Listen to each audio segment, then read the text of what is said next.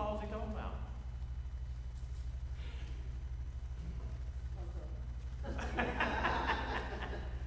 Both of you mean the old law and the new law. God's law. All right. And then he says, if you do speak evil of a brother, you put yourself in what place?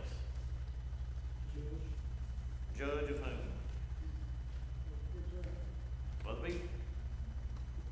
I'm not saying the deeds of other people. I'm saying you're speaking of a judge against another brother. So, we'll leave that there. We're going to come back to it. 5 verse 9. James 5 verse 9.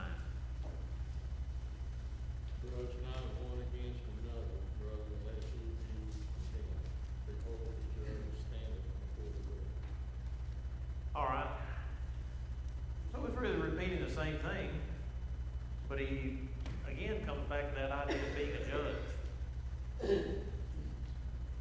So, if you look at being a judge when you're talking about other Christians, what do you think he's really talking about? It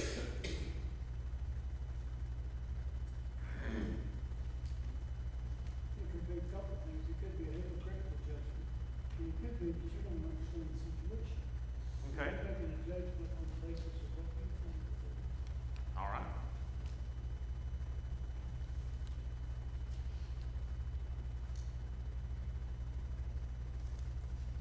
What else? All right. We can't put ourselves in the place of God as judge. I agree with that. It also can stem from a point of pride or arrogance. Say that again. It could also stem from a point of pride or arrogance, passing judgment on someone else. Okay. A position of pride or arrogance where you have passed judgment on someone else.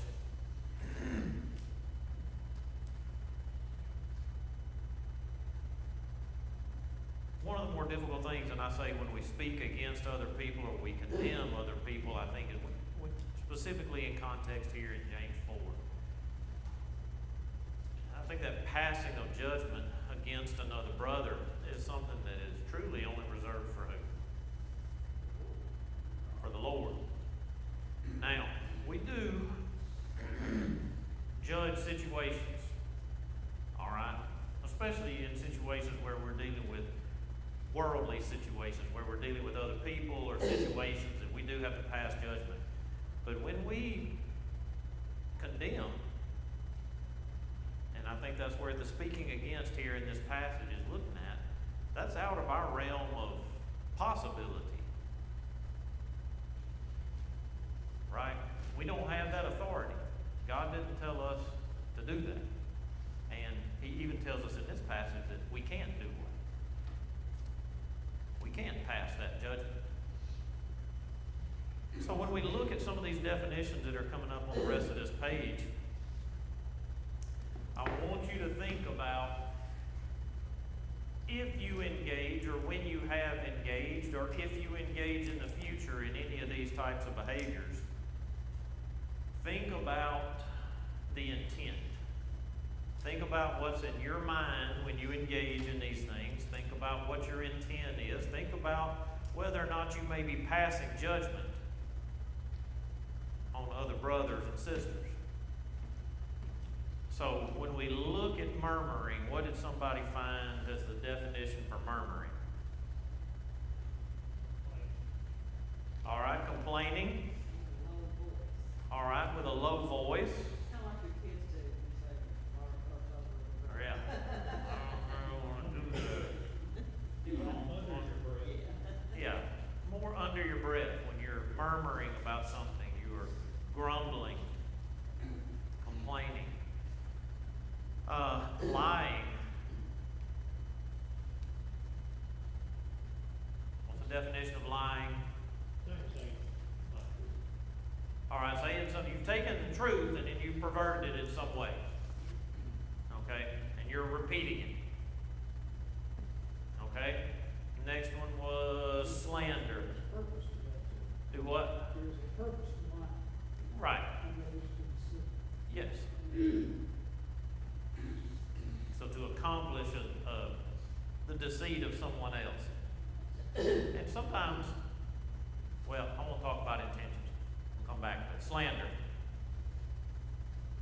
Slander is oral false statement. All right. Libel is unwritten false statement. I think you can speak a lie too.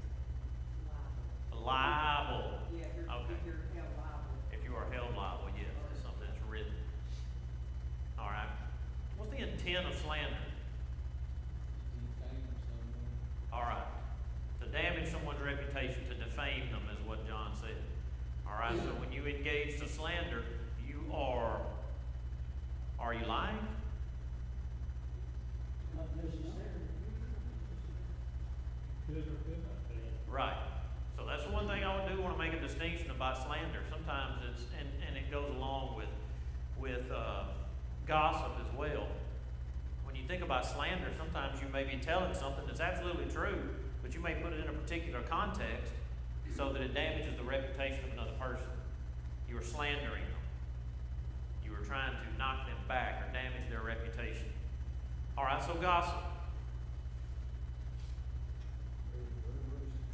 All right, spreading rumors. Okay. Again, when you're dealing with gossip, it could be true or untrue. What's the intent typically? All right, to harm the other. But there's one other aspect if you looked up the other piece of gossip. You're sharing something that, what? Talking behind one's back. All right, talking behind their back. It's very personal. All right, something personal. What'd you say, Rhonda? It doesn't need to be shared. All right, something that doesn't need to be shared. Something that was most likely shared with you in confidence. Something that shouldn't be shared openly, but then you go around sharing it with people. And sometimes we do that to ourselves. All right, sometimes we do that to make ourselves look better. What does the book of Proverbs talk about? The Lord hates it, but sometimes is it enjoyable to gossip? Do people find pleasure in gossiping? All right, it's a form of entertainment. It's a sweet morsel, right? So that behavior sometimes is enjoyable.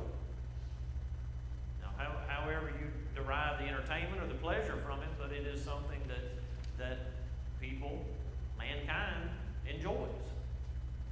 All right, let's talk about backbiting.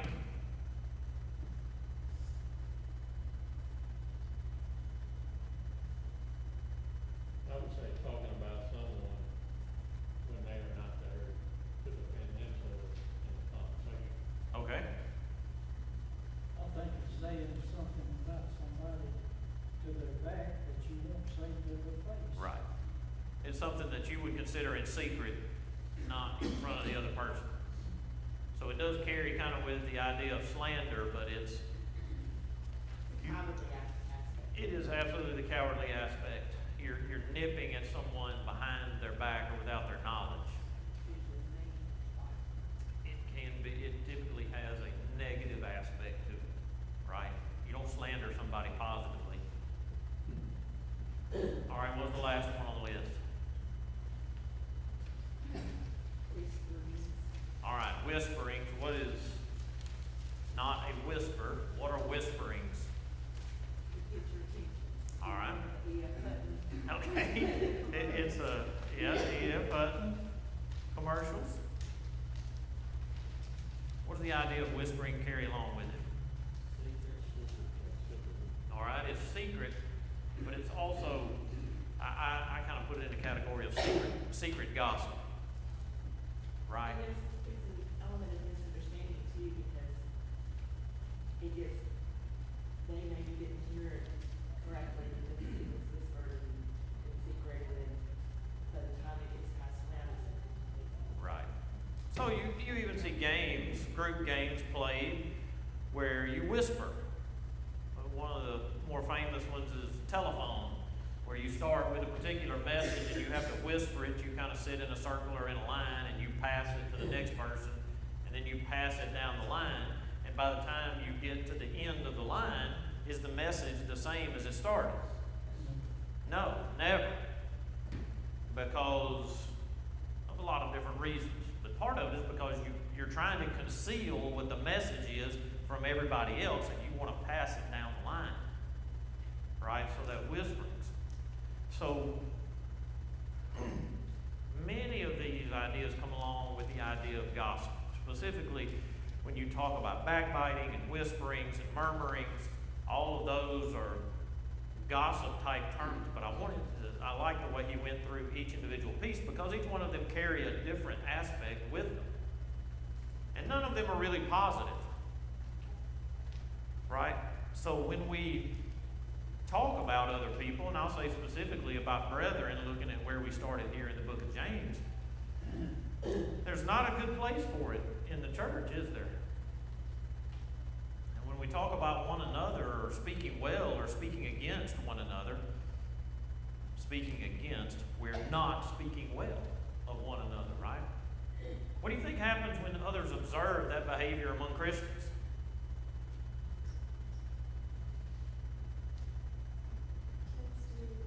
Derail trust. All right. Derail trust. If they talk about someone else behind their back, they likely will do you the same way. Okay. They will turn around, and I mean, why would they believe that you would keep something in confidence? Right? Because you're sharing something with me out of confidence in another conversation. But when the world sees us engaging in these activities, what do they think? Why we don't want to associate with them. Right. Well, I don't want to be a part of that. They're not any better than us. They find opportunities to equate them with us, when we should be trying to step above or step away from that type of behavior.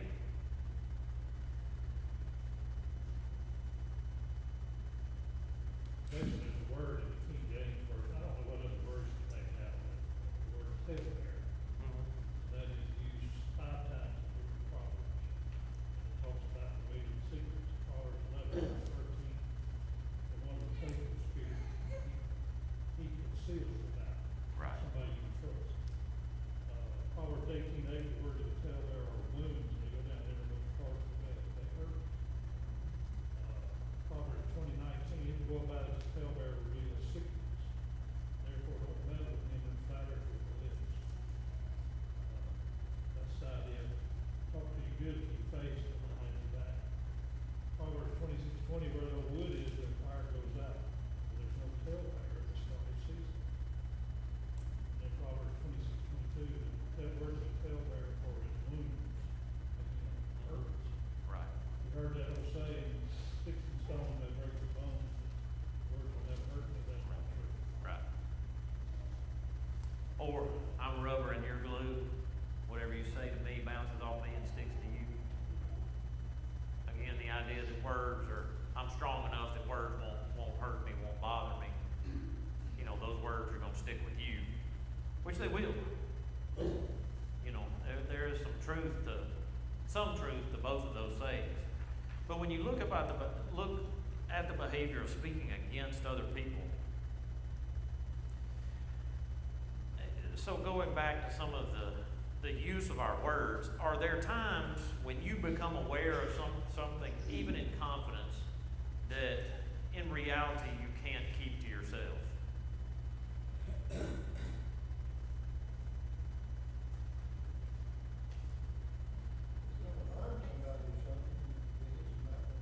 What'd you say, Dickie? You go, it's got something that's gonna harm somebody that you found out about, you're not gonna. All right. You fix to get down back. Okay.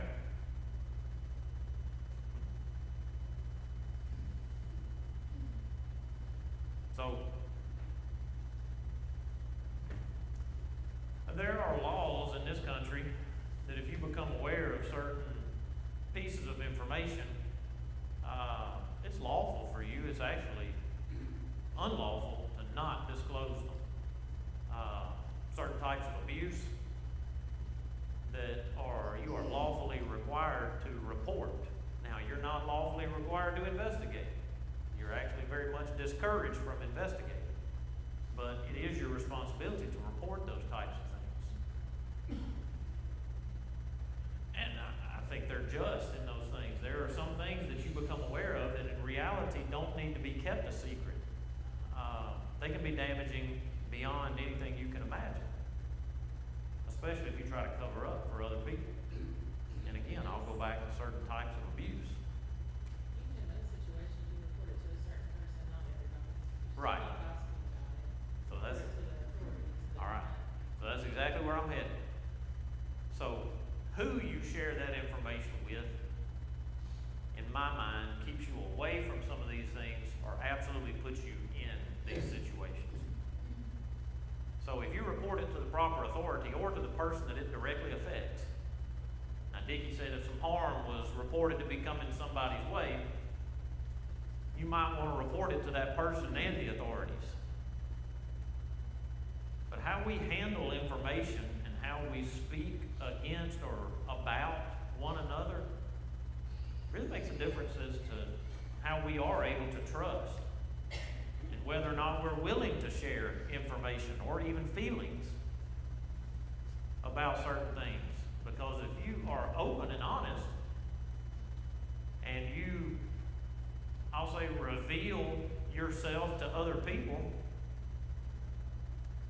a certain amount of trust has to exist, right? How many of us have people in their life that they won't tell secrets to? I do. Are there certain people that I will share information with? I hope all of you will absolutely raise your hand with that.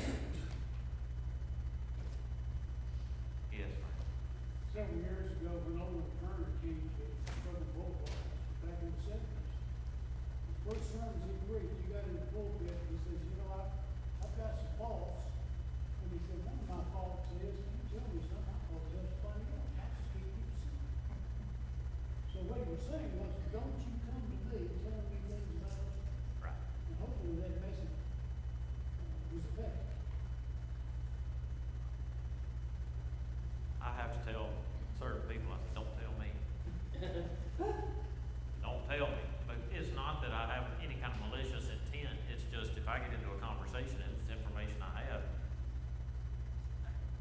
I'll share it because I think other people might be helped by that information. Well, remember, you're not supposed to talk about that. Well, I'm sorry. And I've had to stop people cold in their tracks. Don't continue this story. Don't tell me. I don't want to know. I don't need to know. You don't need my help with this. You're just talking about it. And that's fine. Whether it's good, bad, ugly, whatever. Don't tell me is because I don't categorize things in my brain with things that I can tell, things I can't tell. Like birthday gifts. Don't tell me. Because I'll think, we bought this for you. Oh yeah, I forgot your birthday is, I don't know, tomorrow or the next day. Jason, my first assignment to preach, I started preaching. I preached on a Sunday morning. I came home and the phone rang. And there was a woman on the other end of that phone, and she told me everything she could think of to tell me about everybody in that congregation. And I said, who is this? She went, yeah, of course. Eventually I figured it out. Right. And there's a danger, especially when you're in a new place or you've met new people, when somebody tells you, well, you don't want to do this or you don't want to do, well, you don't know this, but brother or sister so-and-so, X, Y, Z, fill in the blank. What you have done is you have permanently made the first impression for that other person. You may not know them from Adam, but you have now introduced information that has tainted their thinking. Don't do that. If there is some type of reputation or some type of thing that somebody else needs to know, 99.9% of the time, they will figure that out on their own. And again, as I've said before in this class, you've also, if you haven't known that person for quite some time, and I'm saying a year or two, you're also not allowing any time for that person to have grown or changed. And then you put your history with that person in front of other people,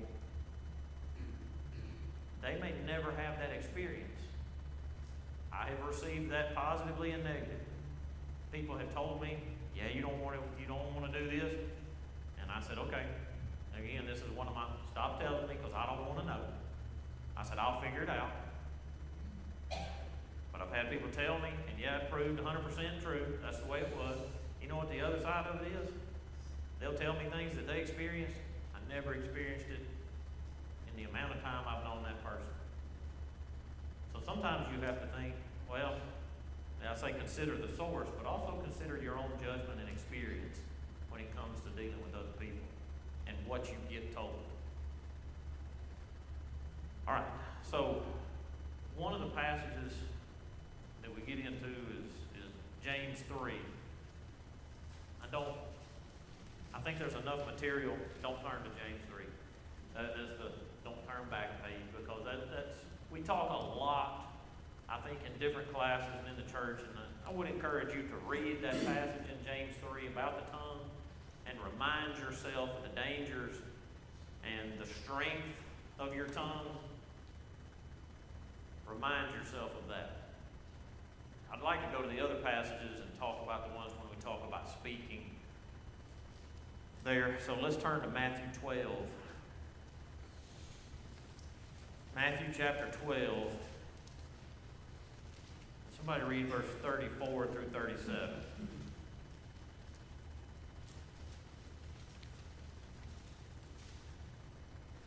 You brood of vipers, how can you being evil speak what is good? For the mouth speaks out of that which fills the heart. The good man brings out of his good treasure what is good, and the evil man brings out of his evil treasure what is evil. But I tell you that every careless word that people speak, they shall give an accounting for it in the day of judgment. For by your words you will be justified, and by your words you will be condemned. Okay. So he speaks about a couple of different things that go back to some of those definitions. Idle speak would probably be classified as what? Gossip, right? Idle talk, busybodies, right? That would put you in that category. So some of this is gossip. And then what it also tells you about human nature is if your heart is good, what's coming out? Good things. If your heart is bad, bad things are going to spill out. So that goes back to one of the things mankind has observed, is that that's the reason God gave you one what? One mouth, two ears. If you want to know who people are, listen a little bit. Just listen to what they've got to say.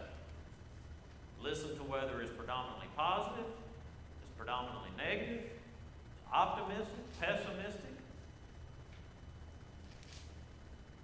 As a student of life and a student of the Bible, if you want to surround yourself with people who will raise you up, do you need to be the one doing the talking? Or do you need to be the one doing the listening? Think about that. If you're in a group of people where you're the only one talking, and you're doing the majority of the talking, you're not learning much. Because you're doing either the teaching or you're just doing the talking. And I'll leave you up to you to decide which one you're doing. Whether you're just talking to hear yourself talk, or talking so other people can hear you, or if you're listening to learn and observe. But then he also says at the end of that passage that your words will do what?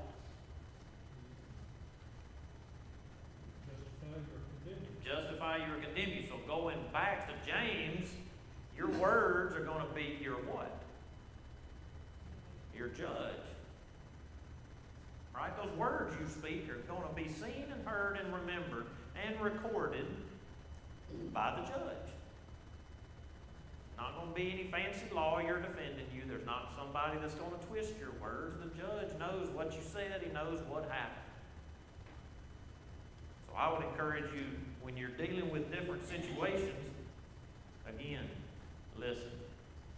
You know, that's an investigative technique Mhm. that they use, is Right. the police just shut up. Yep. And let the person keep on digging their own hole. If you can get them to start talking and you just listen,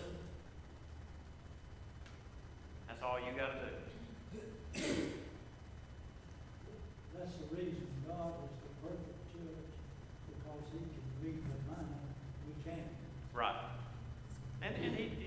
exemplified that in the Gospels when he was on earth. You know, he knew what their intent was, even though that's not what they said.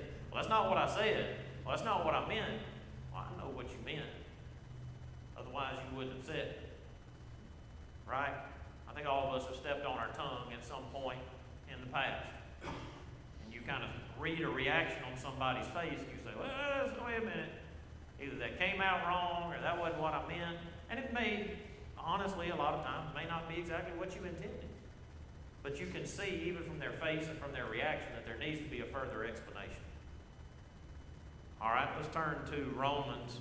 I want to read verse 17 and 18. Romans chapter 16, verses 17 and 18. Now I urge you, brethren, note those who cause divisions and offenses, contrary to the doctrine which you learned, and avoid them. For those who are such do not serve our Lord Jesus Christ with their own benefit, and by smooth words and flattering speech deceive the hearts of the simple. Okay, so the reason I wanted to start with verse 17 is what did it add beyond verse 18? What's the first thing he says to do in verse 17? Take what? Take note of them, and don't what? Yeah, don't keep company with them. You avoid them. So that goes back to the other thing I was saying. When you look at who you surround yourself with, you need to take note of who you surround yourself with. Right? There's what is referred to as a circle of influence. So if you count up the 3 or 5 people you spend the most time with on a regular basis, are they raising you up, keeping you where you are, or pulling you down? And that makes a difference. And a lot of it is because what do you talk about when you're with that group of people? What type of things do you discuss? Are you discussing spiritual things? Are you discussing worldly things? Are you just idly babbling? Are you discussing things that you have no control over, will make no difference in your spirituality or in your physicality? You know, they say, if you spend the majority of your time, if your circle of influence are millionaires, within 3 years you'll be what? A millionaire. You know why? What do people with money talk about? They talk about money. People who are criminals, what do they talk about? Do more crime. They talk about crime, getting better at it. How do I get away with it this time? You become a better what? Criminal. Ron, pilots, what do they talk about? They talk about flying. I'm not going to say you can learn how to fly in 3 years, but if you're talking about flying all the time,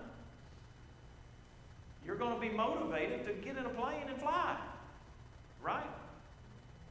If you engage in spiritual talk on a regular basis, you challenge yourself, you really question, you really dig in, you really open yourself up to the discussion. What's going to happen over time? One of 2 things. You're either going to get stronger or, well, y'all know what the other option is. You're going to get weaker. Why?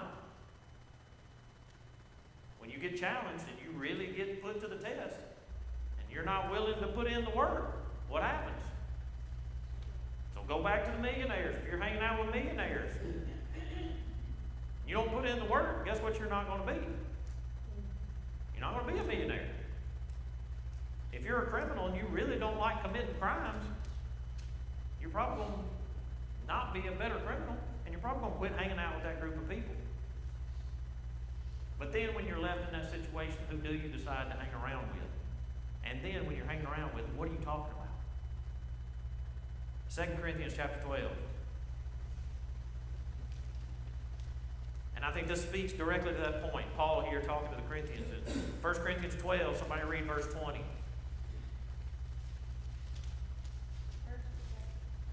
Did I say 1 Corinthians or 2 Corinthians? 2 Corinthians 12:20. 2 Corinthians 12, verse 20.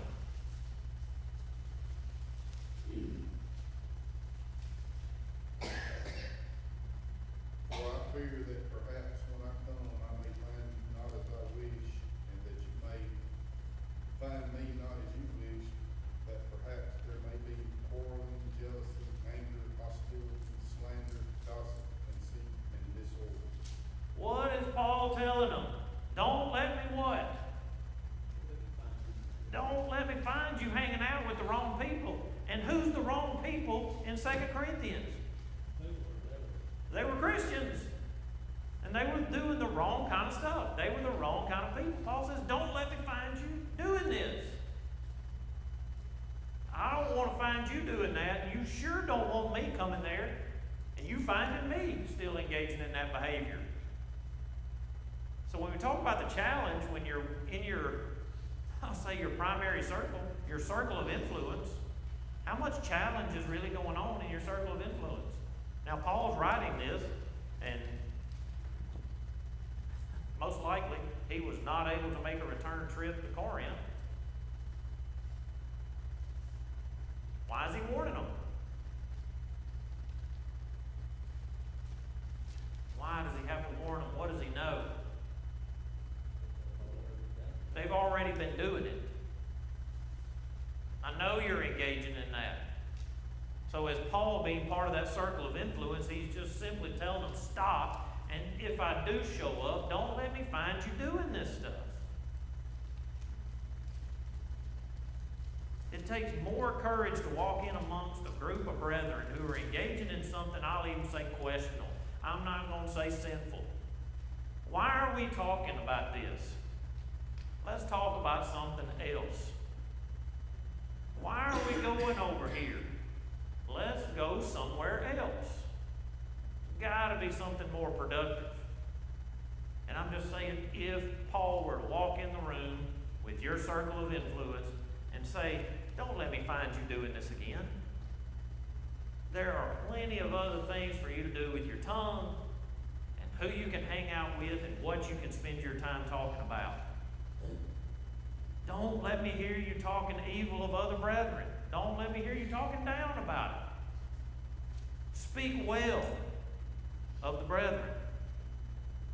Ephesians 4, verse 29. Let no corrupt communication proceed out of your mouth, but that which is good for the use of edifying, that it may minister grace unto the hearers. All right. Let's talk about corruption for just a minute. In Old Testament worship, they made incense and they made oils. What corrupted them?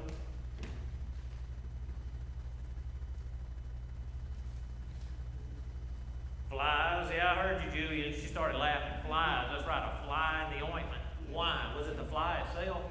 All right, something impure. Something that was tainted. The fly just wanted something sweet, Julia, and then it landed in there, couldn't get out and rotted. That's what putrefied the oil. Okay?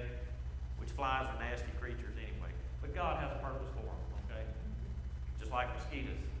So, but you talk about contamination. Okay? Something corrupt. You've corrupted yourself when you involved yourself in that type of behavior. Can everybody kind of put themselves in that situation where when I walked up on a conversation or I walked up on somebody talking about something, may not have known right off the bat that it was off color or that it was something we shouldn't be talking about or some kind of gossip, and we didn't immediately walk away. And I may be the only one that's ever been in that situation. But when I did walk up and I finally did figure out what was going on, there had been times I've stood there and listened because I didn't want to be cast out. I didn't want to be seen as different. I just wanted to ha ha ha, and then I'd move on. And then there are times where I've had to say, y'all need to quit talking about that. That ain't funny, and I don't want to hear it. Sometimes eliminating the corruption is very difficult because what would have to happen with the ointments once it was corrupted? Could you keep any of it? No. Think about leavening as a corruption. If the bacteria that leavens that dough corrupted it, what did they have to do? They had to throw it out, purge out the old leaven. Yes, Beth? My uncle's raised potatoes, had huge crates of potatoes, and we lost almost an entire barn because of the rock potato that got through, and it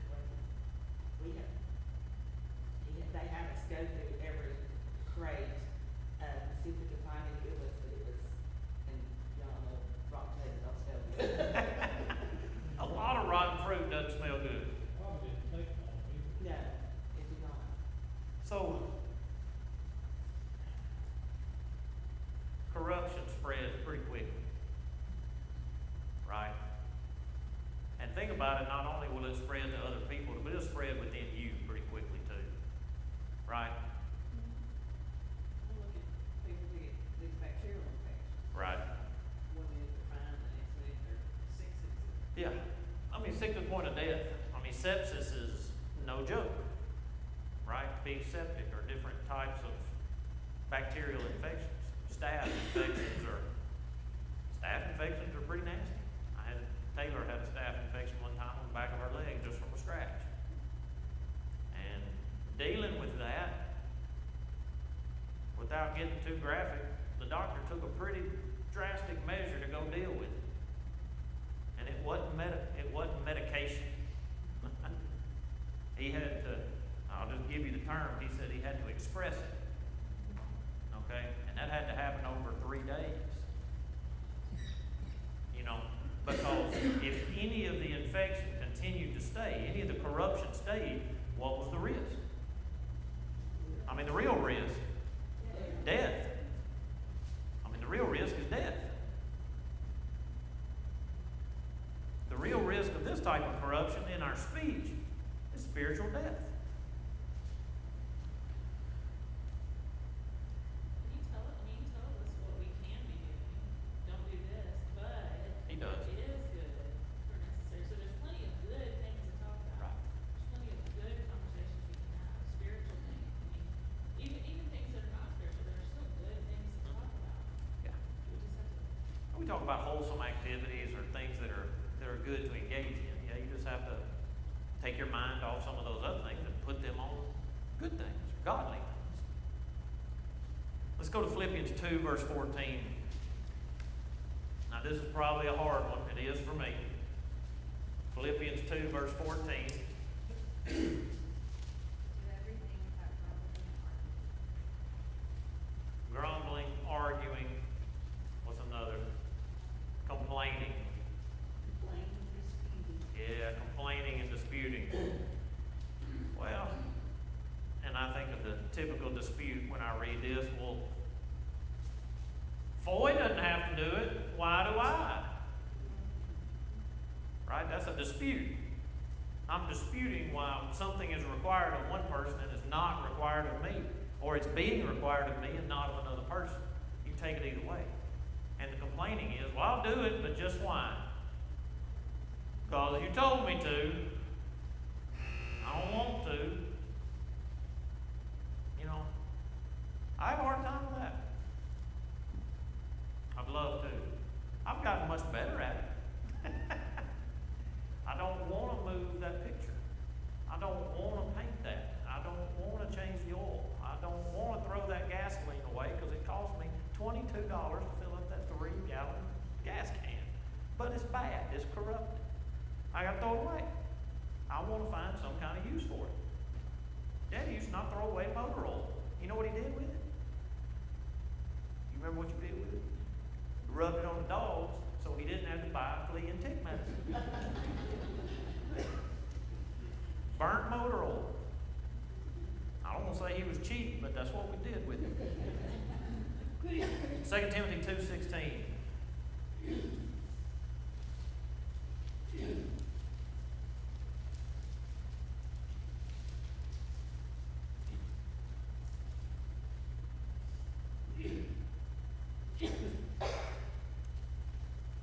Second Timothy 2:16. Somebody read it. But shun profane and idle babblings, for they will increase to more ungodliness. All right. Why have you got to shun it? It'll get worse. All right. It'll grow. Right? What we talked about with something that's right. It'll grow. You can shun it. You just have to put it away from you. You have to put a dividing wall up between you and whatever you put away. Don't let it in. Okay, I want to go to 1 Timothy 3 and verse 8. That's probably the last passage we'll look at tonight.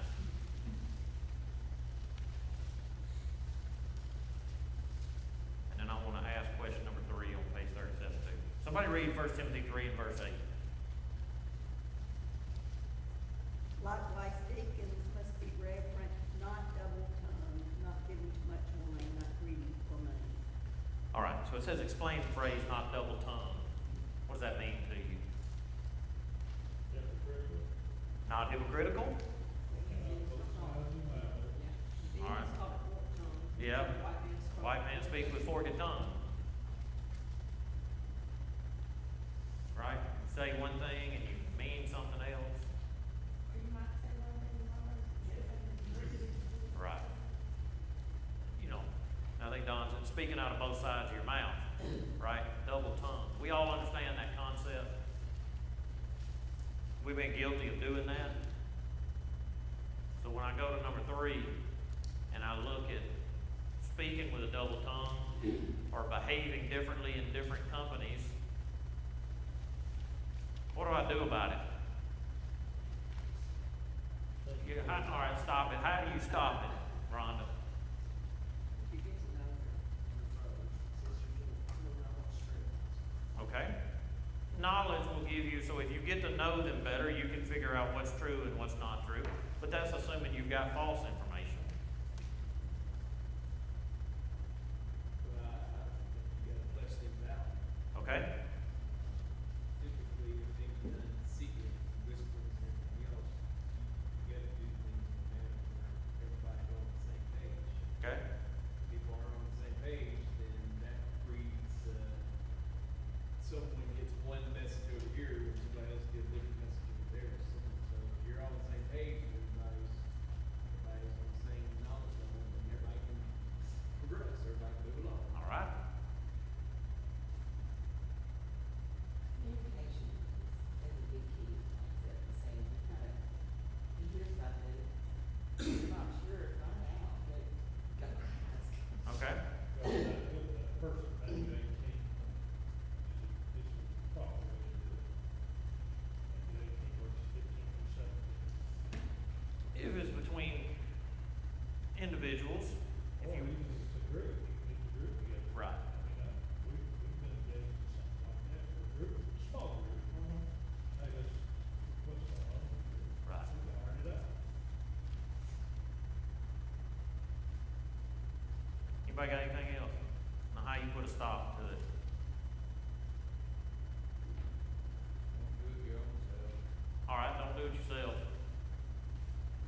You have to, in a kind way, call people out sometimes. Okay. I've been called out before, you know, and it hurts and it's painful, but it changes for the better. That's the intent. Right. Should be. And sometimes just having something pointed out to me in correcting behavior, that's what we want for everyone. Right. So that's, she didn't look at my notes, but that's what I put down. I said, you have to call it out. Well, I believe that's gossiping. I don't want to participate. I believe you're backbiting another brother or sister. That's slander, and I don't want to hear it. And I'd ask you not to repeat it again, because I know that to not be true.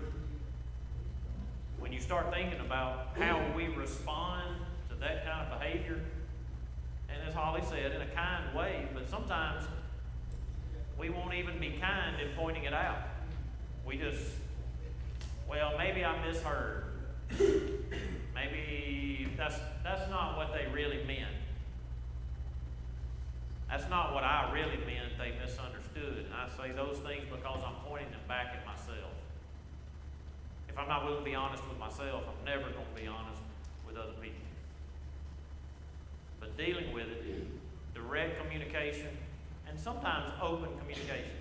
Sometimes other people need to be aware of things even though you don't want them to be aware of it. You think about things where people come forward in church and make a public confession, or they just speak in a small group and they have confessed something to you. You need to deal with those things in a loving and tender and kind way. Thank you for listening tonight.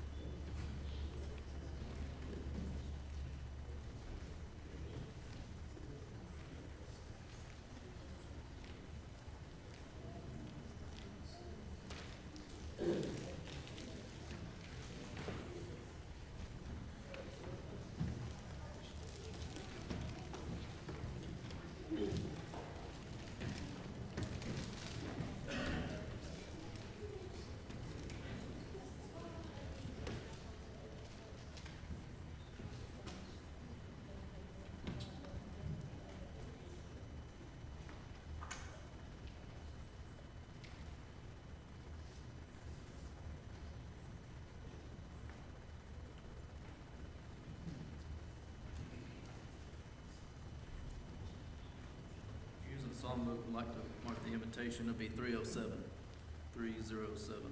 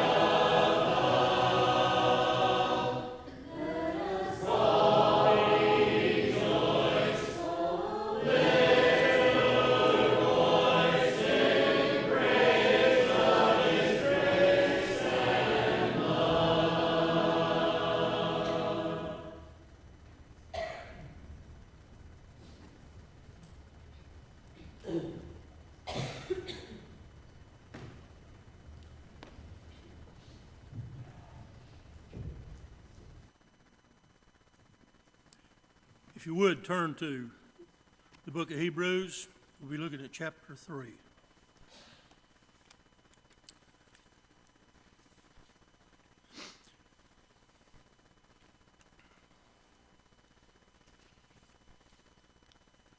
First of all, I want to read, beginning in verse 7. I'm going to read down to verse 15. Wherefore, even as the Holy Spirit saith, today, if you will hear his voice, harden not your hearts, as in the provocation, like as in the day of the trial in the wilderness, where your fathers tried me by proving me, and saw my works 40 years. Wherefore I was displeased with this generation, and said, they do always err in their heart, but they did not know my ways. As I swear in my wrath, they shall not enter into my rest. Take heed, brethren, lest haply there be in any one of you an evil heart of unbelief in falling away from the living God. But exhort one another day by day, so long as it is called today, lest any one of you be hardened by the deceitfulness of sin. For we are become partakers of Christ, if we hold fast the beginning of our confidence firm unto the end. While it is said, today, if you will hear his voice, harden not your hearts, as in the provocation.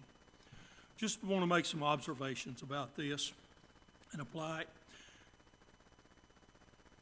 to ourselves, and to those that might not be believers, those that have not confessed Christ and been baptized to wash away their sins.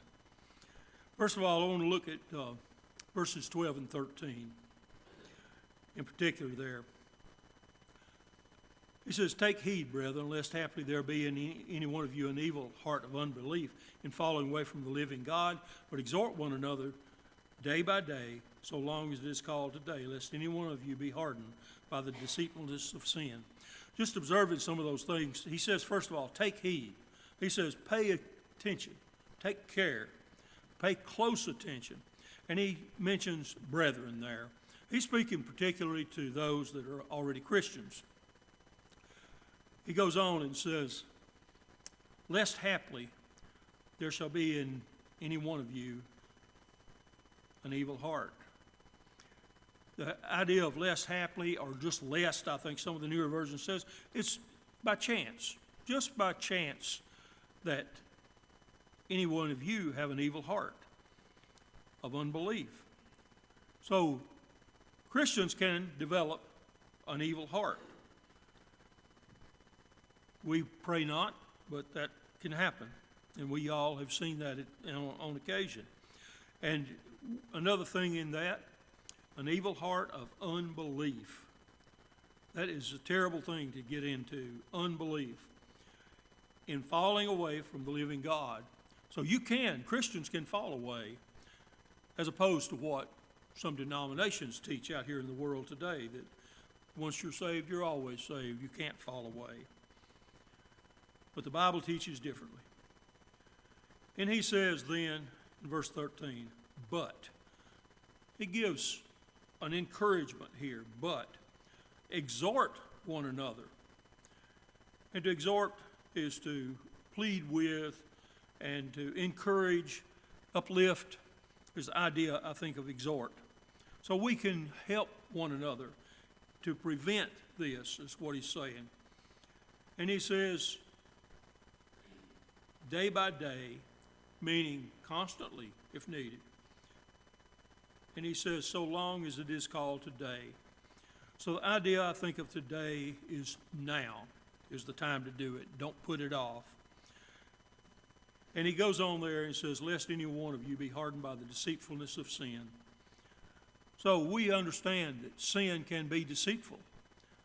It don't just come right out and tell you what is going to be the outcome of the sin that you're in, but a lot of times too late you find out. And it speaks of you being hardened by it. So many people get involved in sin and they fail to see what they're in or won't admit what they're in, and they become hardened to those things. I want to skip from there down to verse 15. And all he's doing is he's going back again and just taking a short clip out of what he had said here in the beginning, where the quote originally there from verse 7 through 11 was from Psalm 95. And he does this again, and he uses this one part of it there where he says, while it is said today, if you will hear his voice, harden not your hearts, as in the provocation. And the provocation referring to when they were wandering in the wilderness and they kept murmuring. We talked about that tonight in class. They kept murmuring against God, and in this, murmured against Moses and against what God was doing with them. And so when we look at this short bit here in verse 15, we see he speaks of today. Today, we just spoke about that a minute ago, but it's immediacy, I think, is what the point should be. Today, if you hear his voice. If, conditional, you have a choice when you hear an if. Hear, he says, hear his voice. Pay attention to what God is saying through Jesus Christ. And the last part, harden not your hearts. Don't harden them. Keep your heart tender, keep it soft, and willing to make a change. So I want to ask you tonight, are you a Christian? If not, this is an opportunity for you to come forward this evening and to confess Jesus Christ before men, having believed on him, and be baptized to wash away your sins, and then thereafter walk in a newness of life. If you're a Christian and have fallen away, we ask you this evening to come forward if you need the prayers of the church. Let us stand and sing.